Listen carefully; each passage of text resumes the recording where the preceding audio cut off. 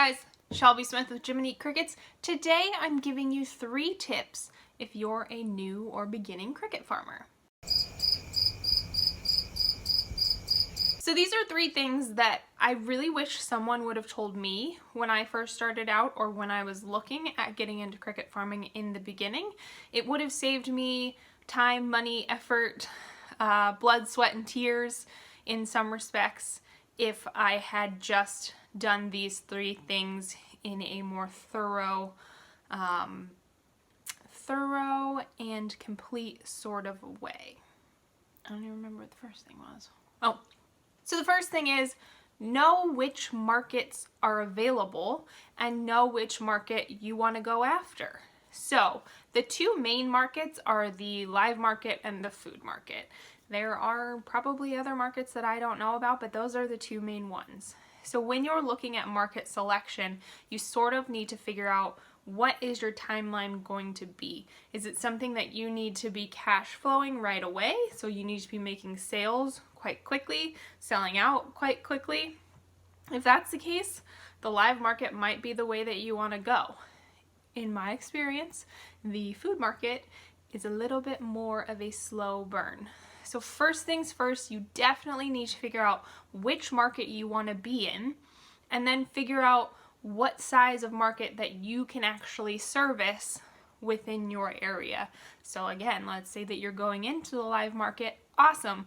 Are you in a densely populated area that has a high demand for live crickets? If so, great. If not, cool. You need to factor in things like shipping and the logistics involved around all of that, or delivery, or you just need to figure out how to reach your customers. So very first things first, please figure out your market, figure out which one you're going into, and then sort of figure out what a relative size that you think you can service within your first year to 2 years. It'll help immensely. The second thing is document everything. I mean procedures, I mean any data that you can take. So whether it is temperature tracking, whether it is feed amounts that you use, water amounts, total labor time, all of those things, make sure you track as much as you can as early as you can. If you've seen my other videos, you know I really encourage people to start small.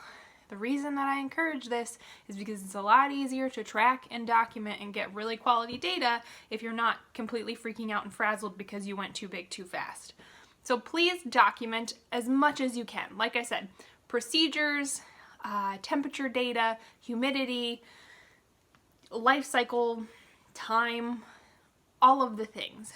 The more data you track, the better your models will get as you grow and as you scale, and the better you will be able to predict if growth and scale is something that you really want to do, or you can manage your expectations a little bit as you grow and see, does this thing actually scale the way that I want it to? Is it doing what I expected, or do I need to reevaluate and see if I just don't need to grow this at all? Please document it. You cannot input data that you do not have, so the more data the better. What was the last thing? What did I even say on the first thing? It's a Monday. Market, data, and frick.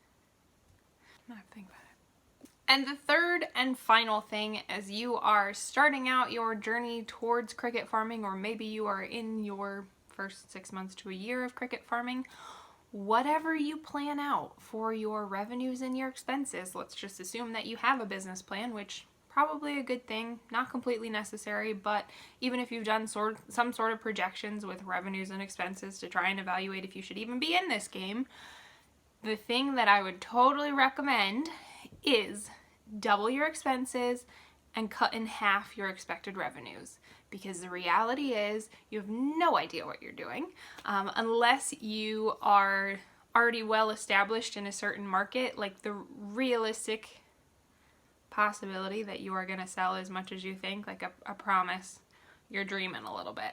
And if you think that you're going to be able to do it as cheaply as I'm sure that you have written out, something always comes up.